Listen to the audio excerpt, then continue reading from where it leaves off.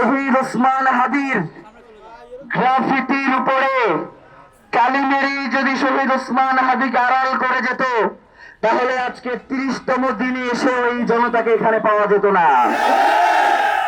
আমাদের কথা শুধু একটাই, গুম করে গুলি করে খুন করে থামা দেখে হাদিকে, বাচ্চারা চেনে না আজাদিকে।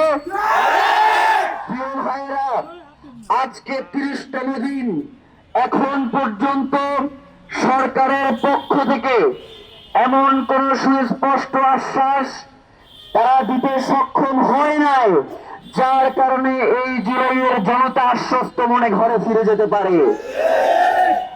প্রিয় ভাইরা, ইতিপূর্বেই আপনারা দেখেছেন যে বর্তমান যে ইলেকশন কমিশনার তিনি বলেছেন যে হাদি হত্যা একটা বিচ্ছিন্ন ঘটনা।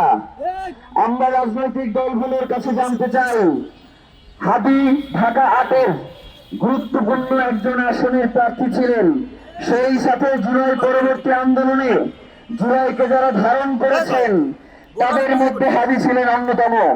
তাকে যদি আপনি বিচ্ছিন্ন ঘটনা বলেন, তাহলে এই জনগণ যদি আপনাকে ছিন্ন বিচ্ছিন্ন করে ফেলে, আমরাও সেটাকে বলবো বিচ্ছিন্ন ঘটনা।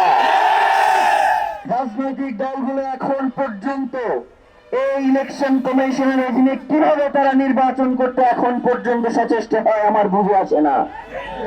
তারা কি এখন পর্যন্ত বলেছে এই অথর্ব ইলেকশন কমিশনার কি সুষ্ঠু নির্বাচন করবে, সেই নির্বাচন যে সুষ্ঠু হবে সেই ব্যাপারে কি তারা এখন পর্যন্ত কোন ধরনের পদক্ষেপ তাদের পক্ষ থেকে জানিয়েছে?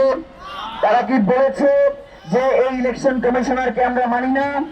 তাহলে রাজনৈতিক দলগুলোর যে দলীয়তাপনা, এই দলীয়তাপনা থেকে বাংলাদেশের জনগণ আজাদী চায়, বাংলাদেশের জনগণ মুক্তি চায়।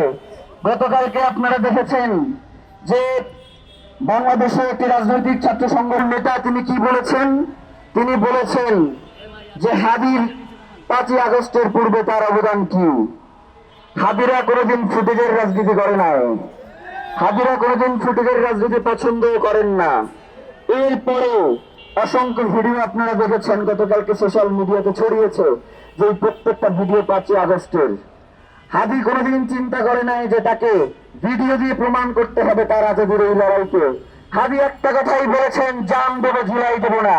তিনি জান দিয়ে প্রমাণ করে গিয়েছেন তিনি জুলাইকে কিন্তু কোনো কিছুর কাছেই বিক্রি করেন নাই।